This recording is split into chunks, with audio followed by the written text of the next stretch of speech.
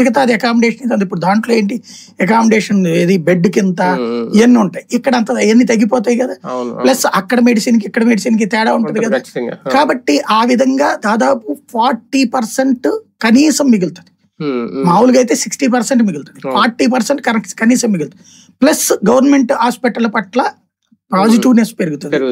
Government doctors కి అదనపు income అవుతుంది జీతంతో. ఇది చేయగలిగితే బాగుంటదని నేను ఎన్నోసార్లు ప్రస్తావించాను. అది జగన్మోహన్ రెడ్డి టైంలో ఇంప్లిమెంటేషన్ చేశాడు. తను మెడికల్ చిన్న చిన్న hospital, local area hospital plus ఈ పెద్ద హాస్పిటల్లో కూడా ఆరోగ్యశ్రీ తీసుకొచ్చాడు. మరి డాక్టర్లకు డబ్బులు ఇచ్చాడో లేదో నాకు తెలియదు, బట్ అది బిగిన్ చేశాడు.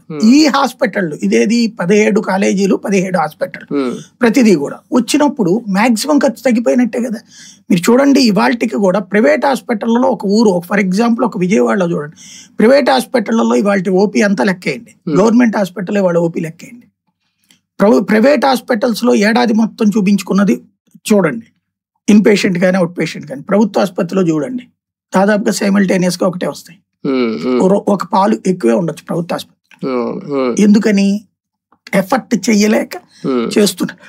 అది ఆ హాస్పిటల్ కి అంత నమ్మకం ఉంది. మనం తిడుతుంటాం గవర్నమెంట్ హాస్పిటల్ అంటే మన దగ్గర కొంచెం బలుపు ఎక్కి డబ్బులు కొంచెం మనం ఖర్చు పెట్టుకోగలం కదా అన్న ఉద్దేశం.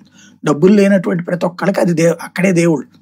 సరే స్టాఫ్ బిహేవియర్ వల్ల కొంత వాటికి నెగిటివ్ ఉంటుంది, క్లీనింగ్ విషయాల్లోనూ లేకపోతే మ్యాన్ పవర్ లేక మోసేటటువంటి వాళ్ళు లేక ఇట్లాంటిది ఇబ్బంది పెట్టేటటువంటి దాంట్లో ఒప్పుకుంటాను నేను. అది ఎందుకు మ్యాన్ పవర్ లేకపోవడం, ఎందుకు డబ్బులు లేకపోవడం. అదే హాస్పిటల్కి డబ్బులు వస్తాయి.